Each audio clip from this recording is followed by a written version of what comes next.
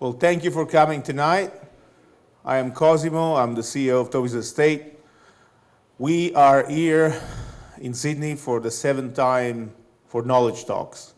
Knowledge Talks is obviously in the name, a series of talks about knowledge that can touch many things in coffee, like brewing coffee, but it's not just about that. Specialty is always into the geekery of making coffee. We had speakers that talked about that, like Shahan talking about freshness, or Gregory's case.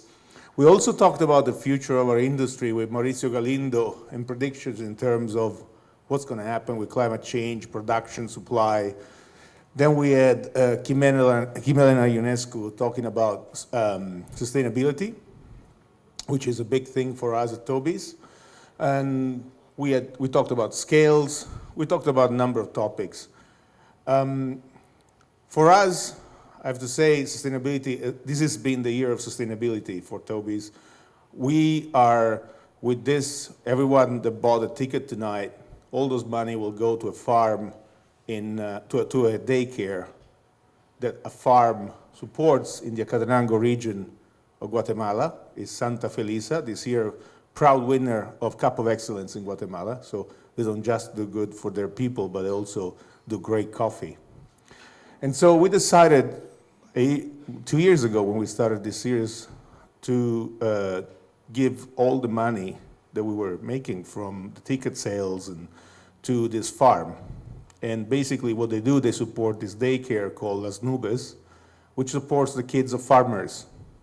So they have a safe environment to learn. They learn about studying, but also they learn about gardening, hygiene. And so we decided to kind of escalate this experience, which was extremely positive for us.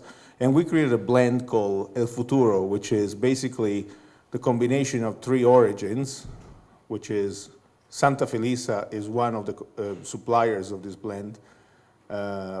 And then we have Copedota in Costa Rica, which is a co-op of micro farmers. And then we have Muzuzu in Malawi. And this community is a rural community, very far from everything, and basically we're helping them build a hospital there. So with El Futuro, we're trying to provide a future to these communities that are related to coffee. And we're trying to give our contribution to make the coffee supply chain more sustainable. Speaking of sustainability, we decided to go a bit farther in terms of getting, talking about sustainability for our industry also here in consuming countries. And that's why we invited this guy. This guy is done, I've listened to him already 6 times.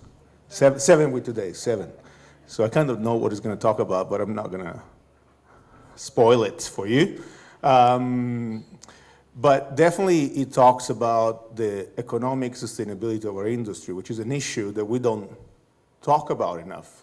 We should spend more time discussing and sharing experiences. And Colin, I think, has done, for the first time, he has talked about the business of specialty coffee, the business of coffee, but also the business of specialty coffee in his own way, making it approachable. And a lot of people have been coming out, talking about issues that are serious, that affect our industry. And so I'm very happy and proud to have Colin with us tonight. I think, you're not going to be the same by the end of this talk. Let's put it this way. Colin, to you.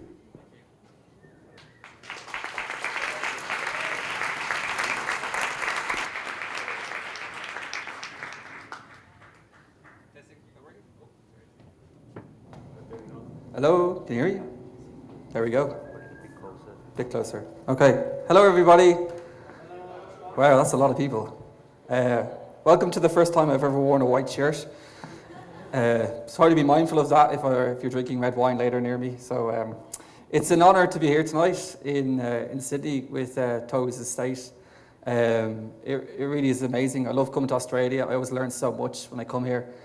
And it really has been a great week, and it's amazing to finish here in Sydney talking to so many people. I'm struggling to wrap my head around it, to be honest with you. I have a friend at home who's Australian, and I met him last week. I said, I'm going to Australia next week. And he said, oh yeah, what are you doing? I said, I'm going to go talk about the book. And he went, you're going to Australia to talk about how to run coffee shops. And I went, yeah. And he went, you're an idiot. I am, aren't I? Because to me, Australia is, at the peak of where specialty coffee is. I think you've got the most developed market, you've got the best cafes, the best service. And when I come here, to be honest, I just steal all your ideas, bring them home and pass them off as my own, which is, proved quite lucrative for me. But tonight, I suppose, I'm hoping to give something back, and I'm going to talk to you the book and a few other things like that. We're going to go down some weird tangents. Anyone that's seen me talk before would probably expect that. And we've done that in the past few days as well, but stick with it, we might get there in the end. So the first thing I want to talk to you about is why I wrote the book. Well, there's a few reasons for that. I think I'm going to get a bit sappy first and tell you that the first reason I wrote the book is because of my family. So this is my family. That's not our baby, so I scribbled the face out.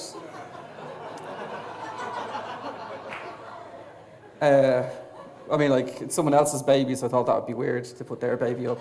We do have a baby. I'm not trying to mislead you, it's just that's not it. So you could use your imagination, but they've been very supportive. And right now, that poor woman is dealing with 3 kids, and I need to get back and help soon. The other reason is this guy.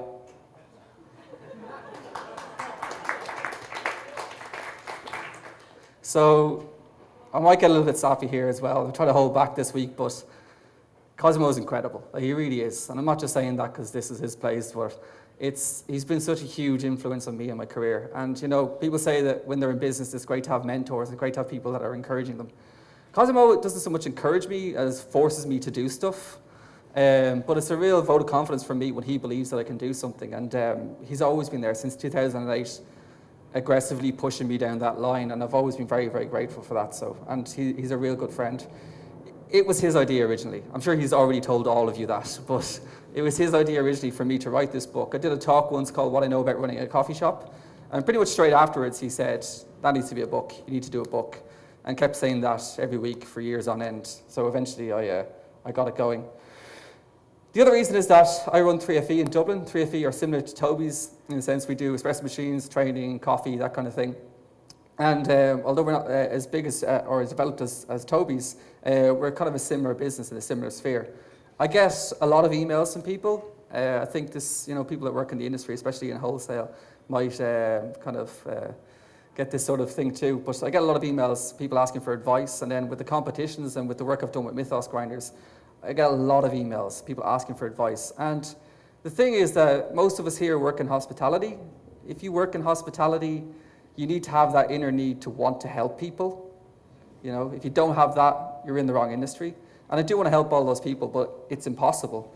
So the book gave me a chance to actually dump all of the stuff that I've learned in the book and all the mistakes that I've made and see if I can pass them out and if people can learn from that, and that'd be great. So I think one of the main triggers for this is that people come into coffee and open coffee shops and they don't really have a good understanding of what they're getting into. Their expectations are a little bit, lofty for what it's actually really like. And when you work in a coffee shop or you own a coffee shop, you very often get bad news at the same time as you get good news. It's all highs and lows coming straight after each other. This is a good example of it. The other day we got 4 stars on Google Business, which is great. It said, great coffee, knowledgeable baristas. I'm just knocking 1 star off because I've been twice. Seems like a fairly arbitrary reason to knock off a star, but they did. And that kind of sums up coffee shops. It's you get a pat on the back and a kick in the teeth at the same time. As well as all that, the main reason for getting this going is the book had kind of started and stopped and started and stopped, and it kind of sat there. And then 2 years ago, for some reason, I thought I had the time to enroll in a master's course in UCD. So I enrolled in a course on innovation, enterprise, and design. As part of that course, you have to launch a business. They wouldn't let me use the business I'd already launched.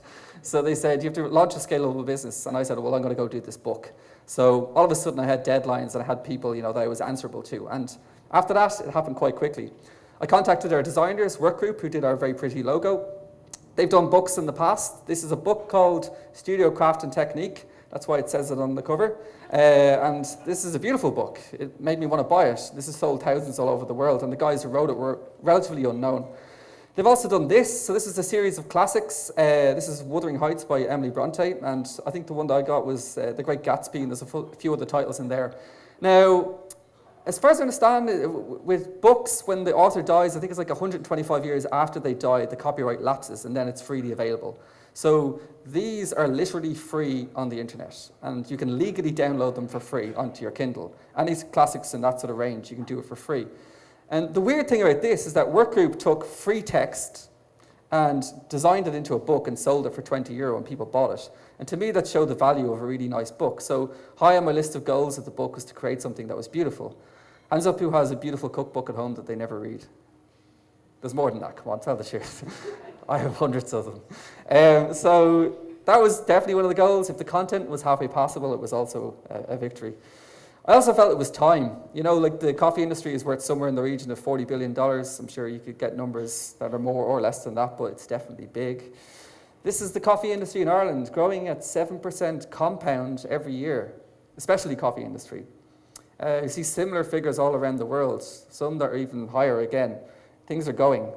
And what I felt when I looked around the market and saw what was out there is that there was lots of books out there on business, and there's lots of really excellent books on coffee, but I really didn't see anything in the sphere between it. So anything that brought the world of coffee and the world of business together. And I thought, you know, maybe that's somewhere where I can contribute. So I wrote 55,000 words. This wasn't so difficult, mostly because if I thought of a topic, I'd go, oh, actually, I remember that woman emailed me about it, and I sent her an email back. So I'd search the email, grab the content, re-edit it, turn it into something that I could stick into a book, and then I had a chapter on it. As well as that, like, there are definitely stock questions that people ask me all the time. So there's questions that people ask about, let's say, staff cost. And if once people ask me that question, I generally give them the same answer back, you know, just worded differently. And if you work in, let's say, machine tech, you know, people say, what's the difference between a 2-group and a 3-group machine? You'd have a stock answer that you'd reel out. So when I thought of a topic, it actually came quite naturally because I'm so used to reading out those answers all the time.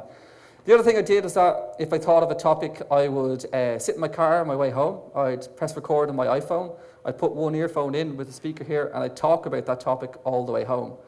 The next day when I came back into work, I'd listen back, and I'd type out what I'd said, and then I had a chapter. So I employed an editor, so he kind of tidied it up, let's say, and we had 55,000 words. The next step was to find people that I wanted to read the book so I could get some feedback. This was awful. So I definitely got some coffee people to read it, and then I got some other people from different backgrounds, because I read books about people that, you know, who are pilots and cyclists and architects and builders and all sorts of stuff. And I find people's processes interesting, and you can always take things from other industries as inspiration or use what they do as a template for what you do. So I kind of had it aimed at a wider audience than just coffee, and hopefully I think I've achieved that with it as well. So I sent out these texts to people to read. I got some feedback, and some feedback was bad, some was good, but generally it was pretty positive. And it came mostly along the lines of this: it's so much better than I thought it would be. Which is a real Irish answer, I think. It's both an insult and a compliment at the same time. But at this stage I knew that, you know, there was something in it. So I called it What I Know About Running Coffee Shops. There's a reason for that. It's very tempting to call it How to Run a Coffee Shop. That would be both naive and stupid. There's a couple of people on the internet who like to give out to people, and I felt that if I called it that, I'd definitely be exposing myself. But really, I think that it would be very naive to suggest that my experience and my successes and my failures are directly applicable to the Australian market or to the market in the States or in Singapore or in Bolivia or wherever it is. But I definitely felt that if I was honest enough and open enough about what had happened, that people could take bits of what I had learned over the years and apply it to their own particular situation.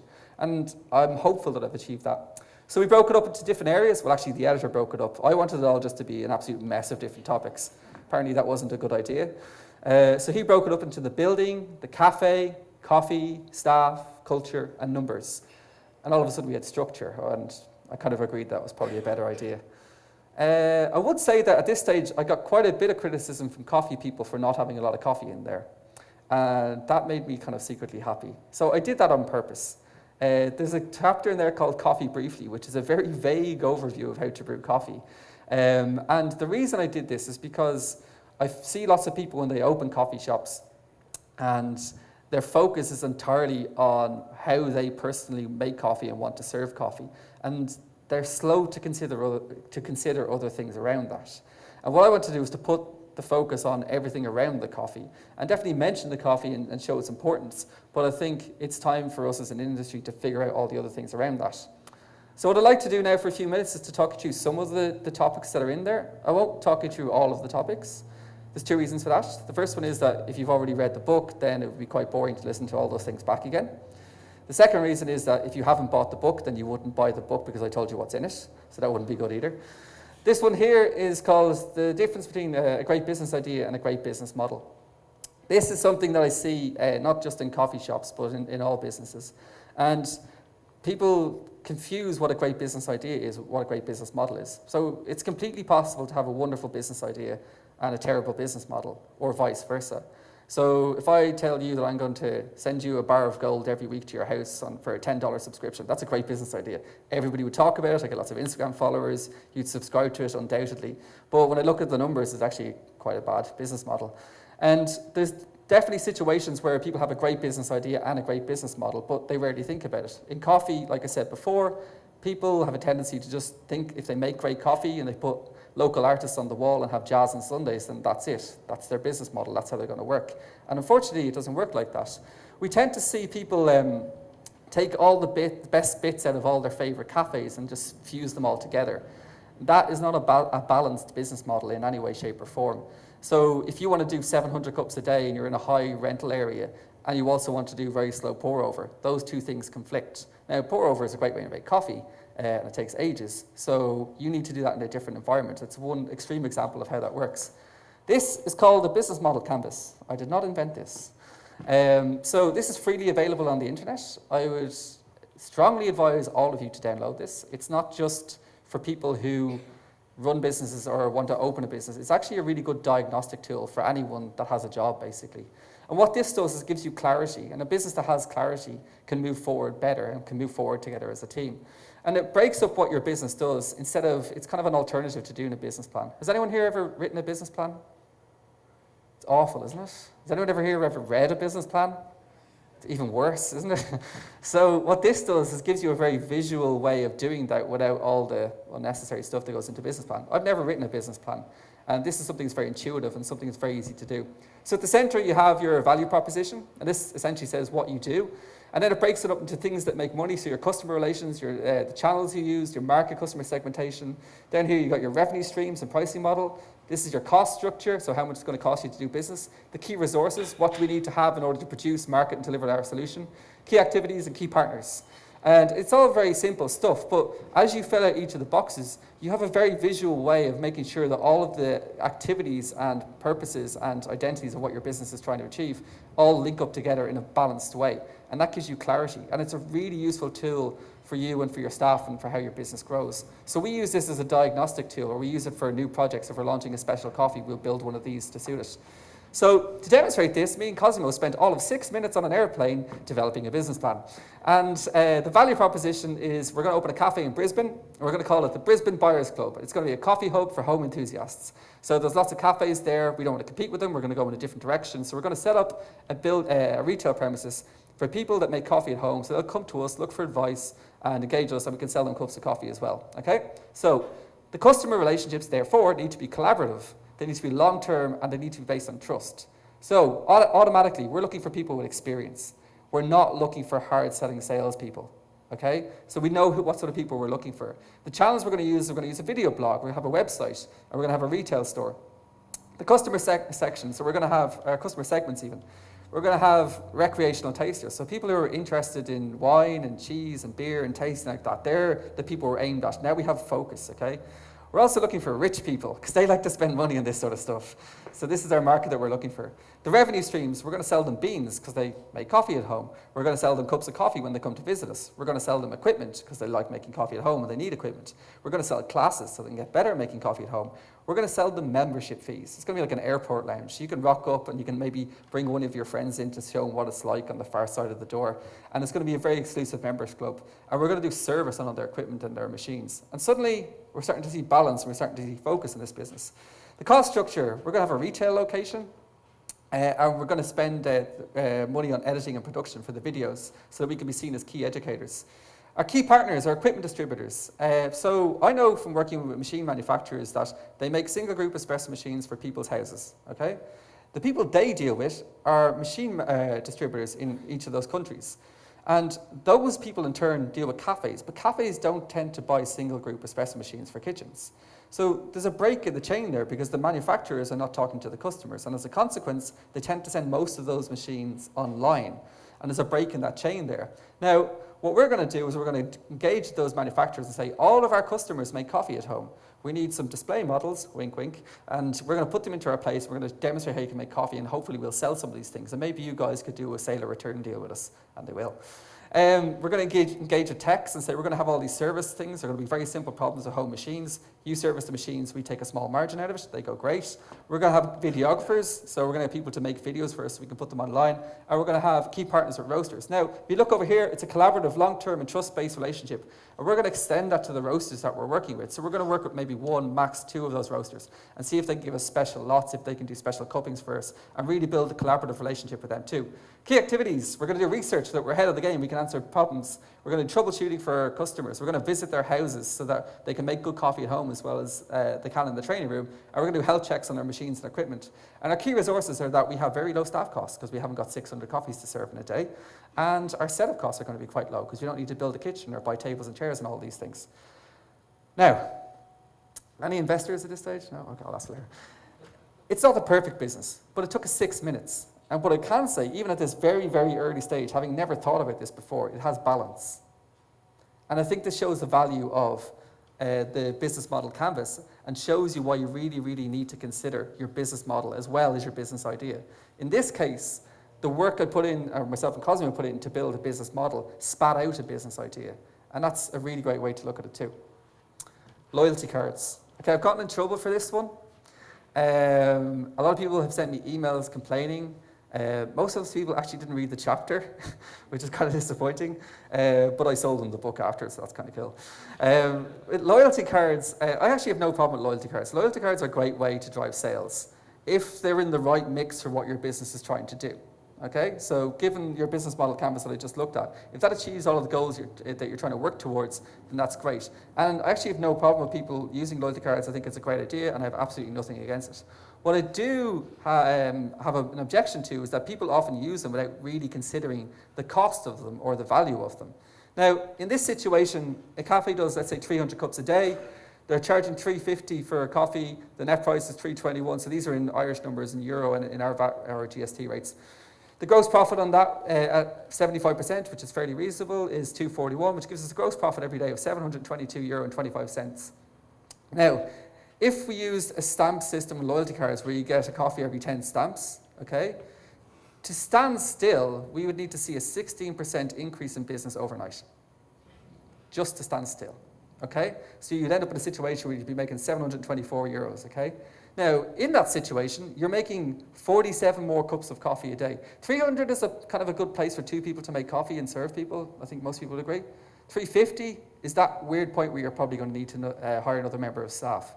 You're now giving out 50 more cups, 50 more lids, you get more milk, you get more sugar, and all of these things. There's an argument to suggest that quality might dissipate as you get too busy. And all of these things happen. And given that extra 50 people, you might be delighted that you're selling more coffee, but actually you're in the same place. So we ended up in a situation once upon a time where we were getting really busy and I was concerned about the quality.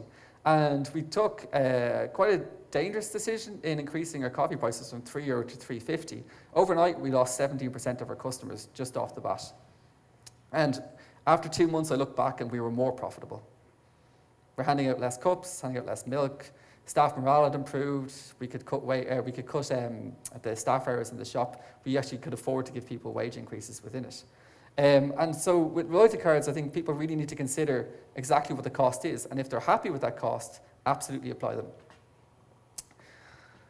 Selling retail coffee. Okay, as I said before, I'm blatantly stealing from all of you guys, and I'm very grateful for that. So I go back to Ireland with all these great ideas, and that's wonderful. If there's one thing that I could bring back to Australia and strongly encourage you to do, and one thing that I personally believe that we do really well and that I generally don't see being done well in Australia, is the selling of retail coffee. So there are two things that I'm told about Australia. The first thing is that lots of people have espresso machines at home. And the second thing is that nobody buys retail coffee. I don't understand how those things are true. Like, I don't understand what they're using at home to make that coffee. And when I bring it up with people, I'm a little bit nosy when I go to people's coffee shops, and I'm like, hey, how are you? How many retail bags do you sell? And sometimes they tell me. So I'll give you some numbers. So we turn over.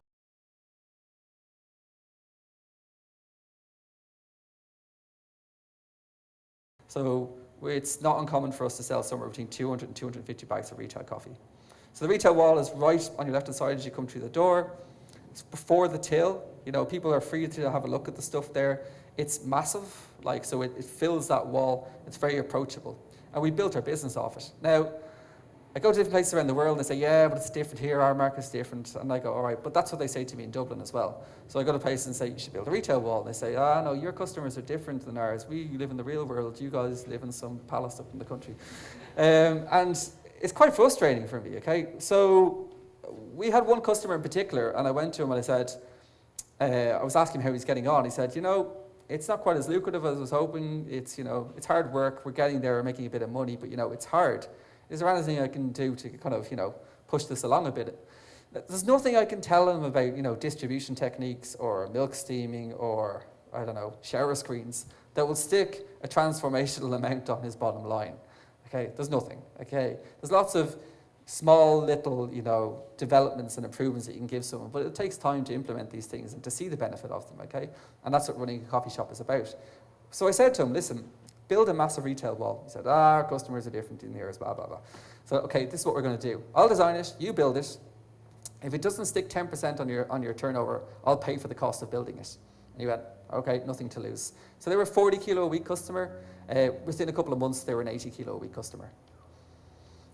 It's not cannibalistic, okay? So the people that are buying the beans don't just stop buying coffee. Generally, if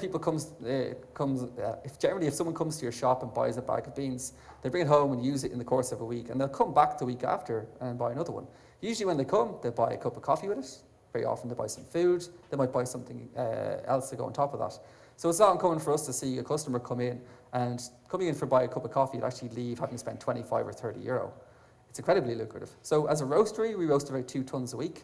Half of that is retail coffee.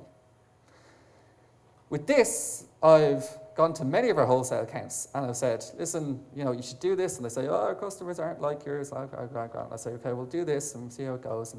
And we've continuously stuck 20, 30, 40, 50% on people's turnover just by doing this. It's passive income. It sits on a shelf. If you come to my shop and you order a sandwich or order something, like a stew or something, there's a workload that goes into that. With coffee, there isn't. It sits on the shelf. If it doesn't sell, we put it through the machines. There's no GST on it. So it's actually, if you said a $10 sale, it's a $10 sale. The impact of this on business, if the impact of this on a business can be absolutely transformational. It pays our rent twice over every year. And I think it's something that I don't see being done very well in Australia. In general, I'm sure there are definitely exceptions.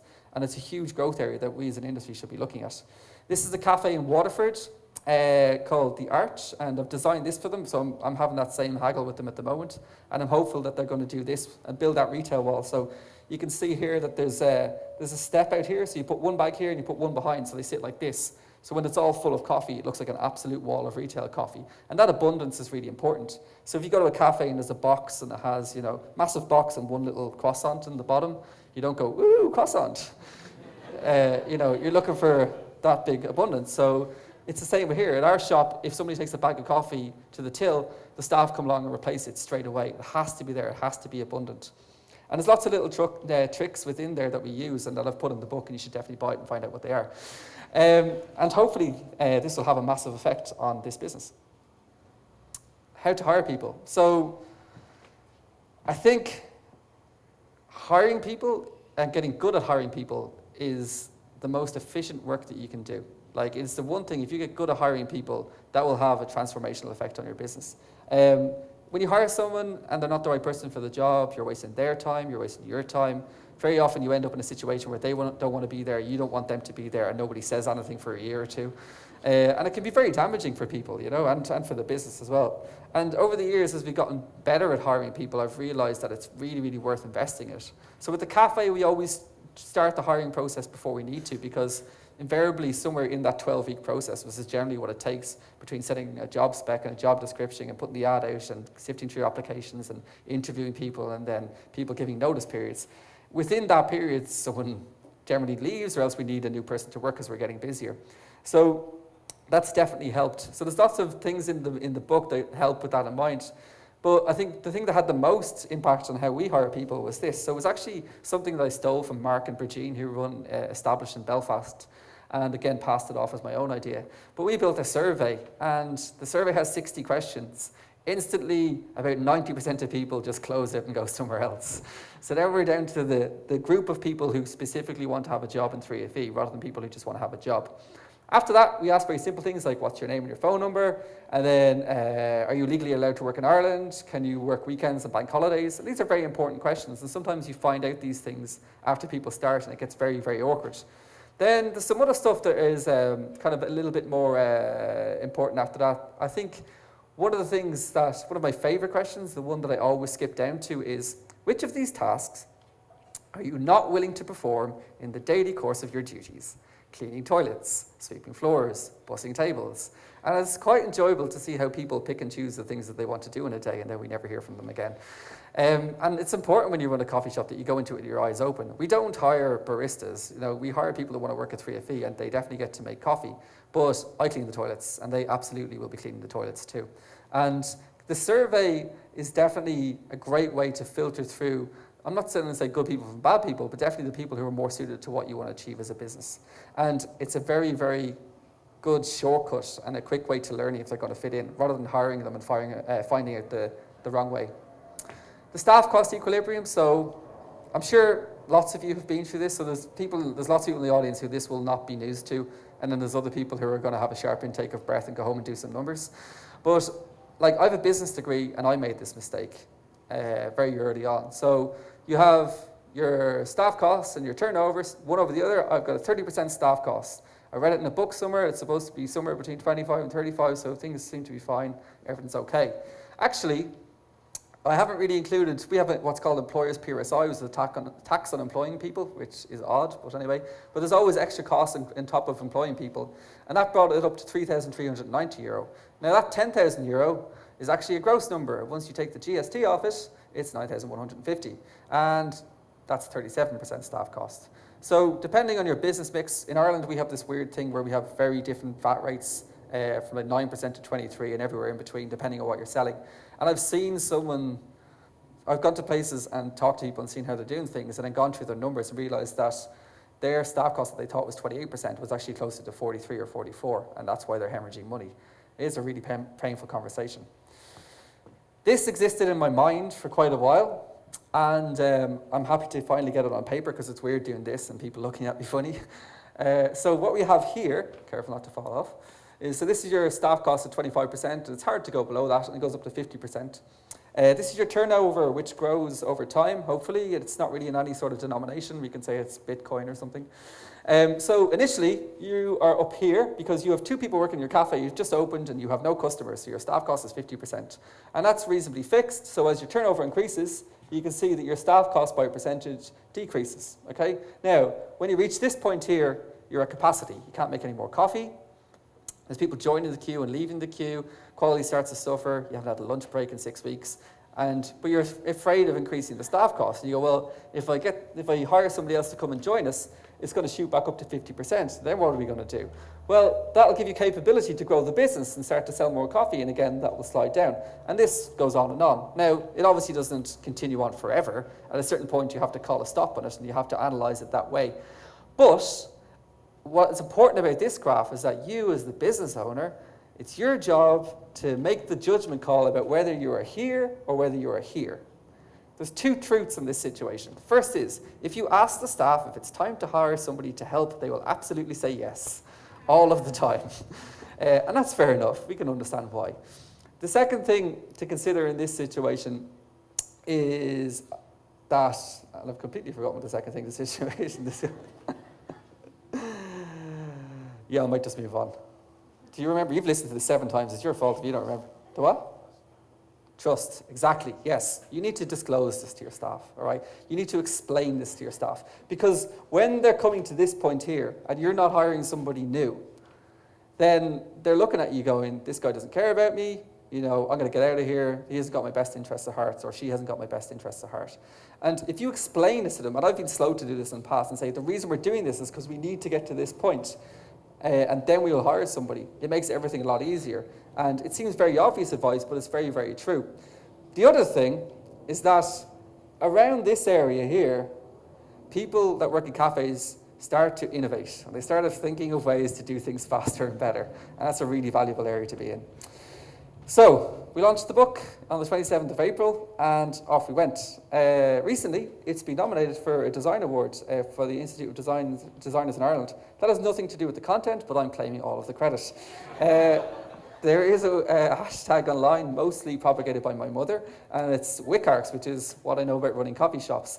And this has been amazing. I was saying the other night that it's really humbling to see this, but it's not. I feel the opposite of humble when I see this.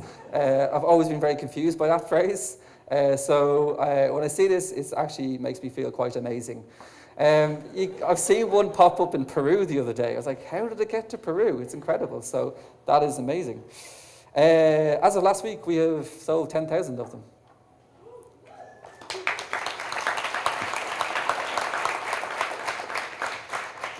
I know, right?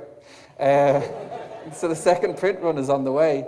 It's mind-boggling. We couldn't get into Irish bookstores. They said it wouldn't sell. Last week I was looking at the bestsellers list in the Irish Times, and it was, I think the bestseller had sold 1,200 books that week. And I think that week alone we'd sold 2,500 books. Ha! More than anything, the book is pertinent. I've always been looking for an excuse to use the word pertinent in a presentation, but it definitely is pertinent. Everybody used that word this week. And I think as an industry, we need to consider where are we? Like, where are we as an industry now? Because, you know, things have been going along for a while, and we need to, I think, reconsider where we are. Some of you follow this guy on Facebook. Do you follow people on Facebook? Is that what you do? Yeah. Or anyway, you like people on Facebook or whatever it is. 6 out of 10 new cafes in Australia close within the first year of operation. Partly in Western Australia, it's 7 out of 10. Somebody told me yesterday that of the 2 of the 4 that don't close will close the following year. This is mind-boggling. This is terrifying for me, because if this is happening to you guys right now, this is going to happen to us in 2 or 3 years' time. I'm hearing the same things from the States, so that roasteries are having problems because all the cafes they're helping to open are closing. Now, it's weird because if people say, oh, the coffee industry is booming, it is, but this is happening, and we have a very serious problem. And I think we need to look at, the evolution of the industry and where specialty coffee has come from, where it's going. So when specialty coffee arrived, it was like a baby, and it was just, it exists, yay, and everybody celebrates it, and you're not allowed to criticize it. Don't criticize babies, I've tried, it's not good. And then it becomes a toddler, and it starts to do things. It starts to walk, it starts to point at things, it starts to talk, and we did this. We start to have competitions, we start to design machines and grinders and things like this. And again, it's amazing, and that's enough, and everybody's happy with that, it's fine. And again, don't criticize it. But I feel like things have moved on, and we're kind of in our teenage years now. And this is awkward. And everybody knows what it's like being a teenager, and everything is very awkward. And there's definitely lots of potential, but unfortunately, the specialty coffee industry, for me, from where we are, is that there's very little productivity, because we're a teenager. And if I could think of one phrase to sum up where specialty coffee is today, it would be, "You're not my real dad." And what I mean by that is that there's a strong sense of petulance about our industry. And the reason that teenagers are stroppy, and one of the main reasons, is that they don't want to be held accountable for their actions. They want to be their own person, they want to do their own thing, they want respect, and that's all fine. But when they slip up or things go wrong, they don't want to be held accountable for their actions, and that's where conflict comes from. And this is kind of manifests itself in various different areas. And there's lots of little small activities that you see that kind of goes, that's a sign of an immature market. That's a sign of petulance. You know, people aren't really standing over what they say they're doing.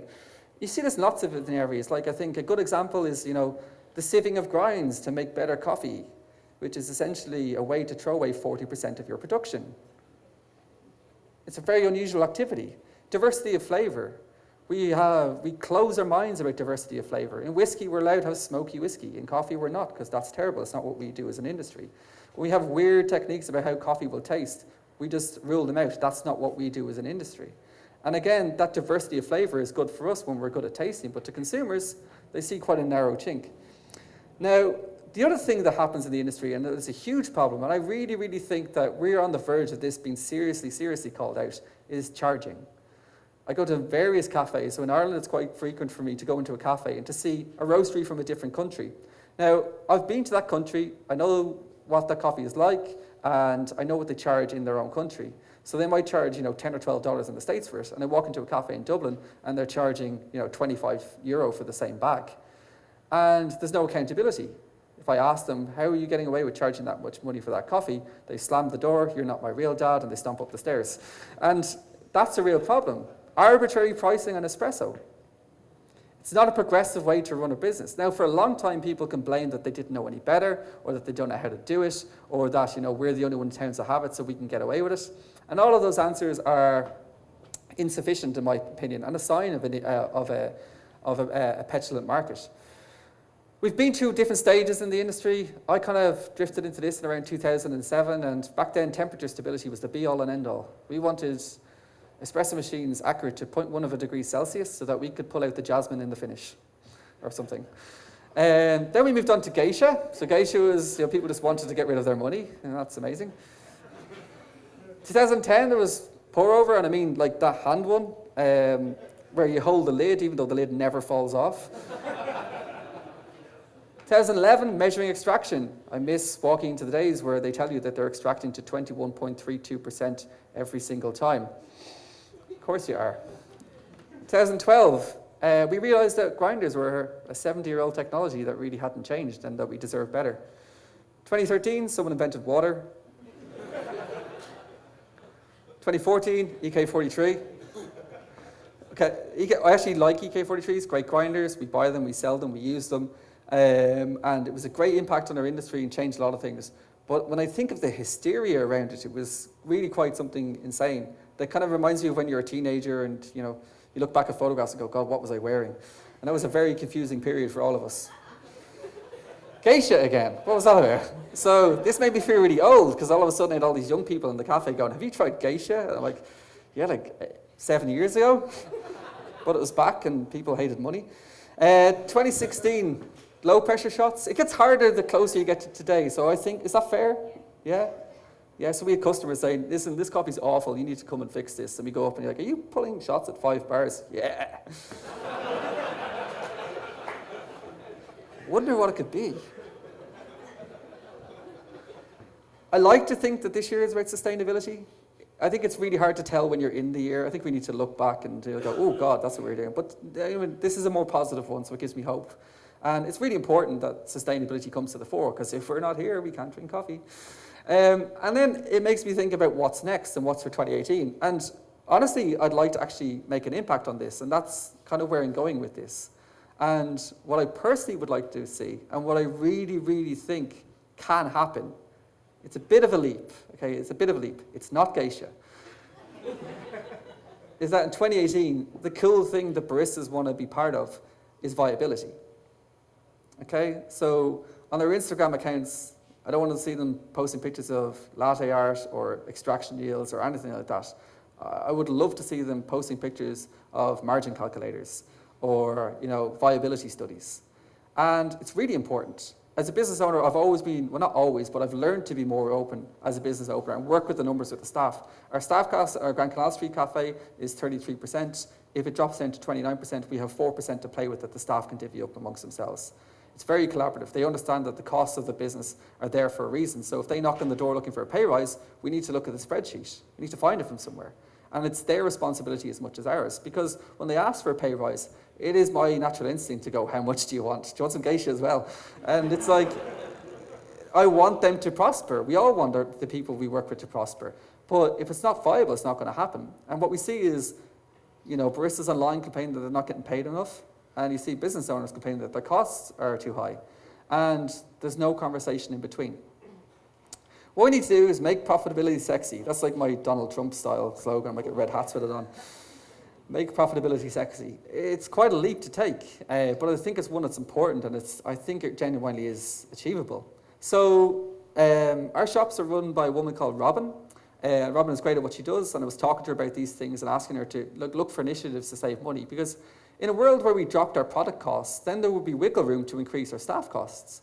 I don't care. Like, if we can fix our net profit at the end of the year, I'm happy to raise the cost of staff, because I'd like to see them have, proper careers in coffee. And she said to me, I've been watching the people make coffee, and when you have a big jug and a little jug, and you steam the big jug, and then you do that, and then you do this, and then you do that, and then you pour one, you pour that back in, and you pour it. She's like, that takes ages. And I'm like, it does, yeah. And she's like, and the other thing is that when customers see you tossing it back and forth between jugs, they just think you're wasting time. I'm like, yeah, I'd say that's very annoying. She goes, I think that if we did every single coffee with one single small jug, it would be faster. I went, nah. And I did that thing where like, nah, look, if it was, people would already be doing it. And she said, well, look, let me try it. I said, off you go. So Robin made 20 cappuccinos. She split them, or used the splitting method. She made them in 13 minutes and 47 seconds. Using individual pitchers one at a time, she did it in 11 minutes and 37 seconds. Now, I said to Robin, I think that perhaps you may have gone slightly faster with your favorite method. And she said, well, I'm open to that criticism. That is definitely a possibility, even if it is something that I might have done, accidentally. But at the very least, it's comparable. Now, what is true is that because she was steaming a set amount of milk every single time, she's very good at it. And it's easy to train people to do that, because it's the same amount of milk every single time, all right? So she can lose less milk, all right? And there's less milk left over at the end. As a consequence, within this testing of 20 cappuccinos, Robin had 29% less waste. And she reckoned she could improve on it. That's quite significant, okay? Now put it in this way, 29% less milk in a year to us as a business is worth €11,000. And the way that waste works is that €11,000 goes straight to your bottom line. It's a fifth of the net profit that we're expecting in the cafe. Now, put it into other terms, €11,000 is quite a big number, okay? But if you're running, let's say, a 10% net profit, okay, and you've got VAT or GST at about 10%, which is what ours is, to get a net profit of that, you need to do a turnover of somewhere in the region of €130,000. Now, if Robin had come to me and increased our annual turnover by €130,000, I'd be doing cartwheels and setting off fireworks. But what she's coming to me here is a very real and impactful saving of €11,000 in waste.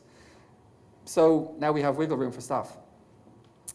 And within the rest of my work, and since the book has come out, I've been working with other cafes. So I've been sending out surveys, I've gone to talk to people. I've worked with a few cafes, and I'm looking at their staff costs and building them spreadsheets and trying to find out ways for them to measure what they're doing and improve what they do. And what has come back to me, I suppose, is that in general, they don't know what to charge. They can't calculate margins, they mix them up with markups, and also that they have no way of tracking progress.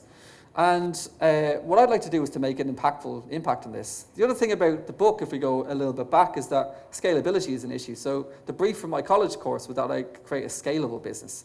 Now, my lecturer is always hounding me, because even though the book is profitable, it's selling, we're at our second print run, it's not a scalable business in the truest sense of the word. So I thought, well, maybe I could do what I know about running a nightclub, or what I know about running a farm. But I don't want to be a publishing house. I want to do what I want to do, and I don't want to be a publishing house. The other feedback that I got over the last few weeks is that this was very useful. So this breaks down, I'm incredibly proud of the fact that the lid is the tax, because tax is charged as a markup and not as a margin. No? Okay. And this breaks down the cost of everything, and it shows you like the net profit that you can expect at the end, which incidentally here is less than what the cost of a stamp is, but I'll stop harping on about that. And people said that this was valuable. It gave them clear structure. I was worried about our customers seeing this, but actually when they saw it, they were like, okay, now it makes sense. And they can understand the costs that go into it. So, on foot of all of this, WCARCs will change. I want everybody to look back in 3 or 4 years' time and go, do you remember WCARCs, which is what I know about running coffee shops? remember that was a book? And people go, oh yeah, because by that stage it'll be something else. So what I'm trying to do is make WickArcs an online platform for independent coffee shop owners to achieve viability. I do a bit of running. I don't like to harp on about it. I don't. So this is Strava. Who uses Strava? Yeah. Not many people in this country use Strava.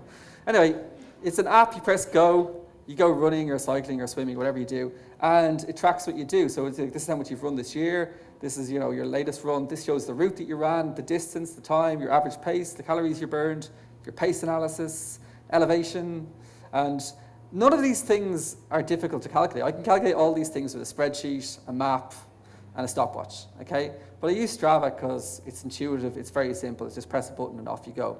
And it helps me track this, and it actually helps me improve my fitness because it gives me targets and goals, and I can actually see how well I'm doing. Now, out for a run one day, I decided that coffee shops needed something like this. And some of the spreadsheets I've been building for people over the years, for our cafes and for other people's cafes, take very simple information that you can do on a spreadsheet. I'm sure lots of people have got similar ones as well. And we track things like transactions per bag, So at Grand Canal Street, we know that we sell a bag of coffee every 11 transactions, and that's something that we need to monitor.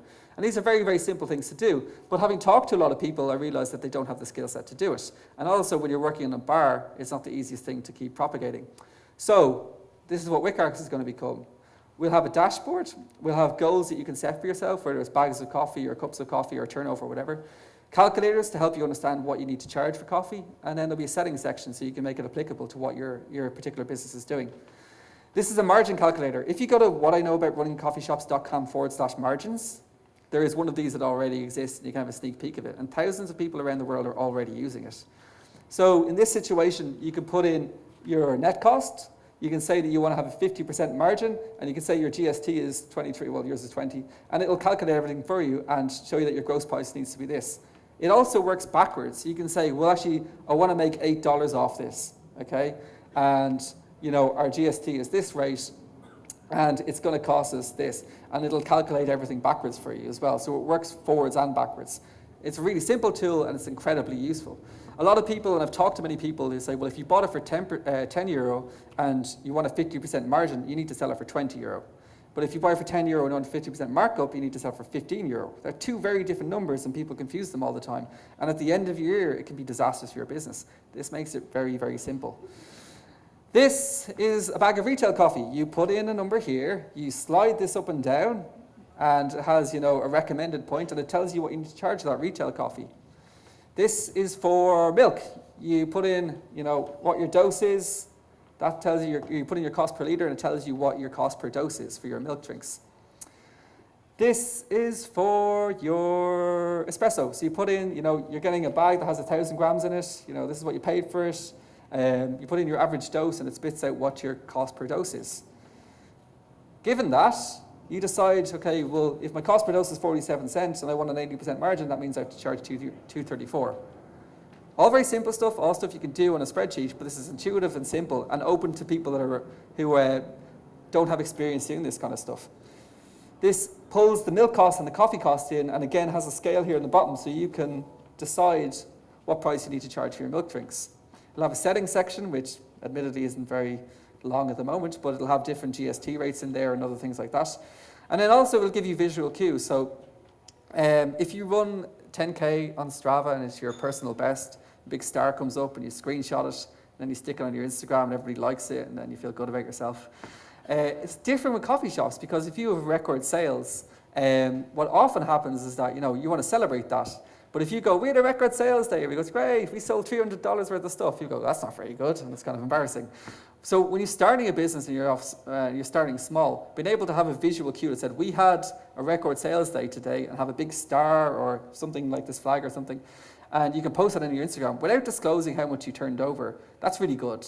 And what I've learned over the years is that when your business becomes successful, people want to be part of that success, because they are part of it. And they want to support you, and you get lots of likes, and then the algorithm sends you to more people, and all that kind of thing. And it feels rewarding. And then when you're running a business, it's nice to have these little rewards as you go along. So we'll have lots of that too.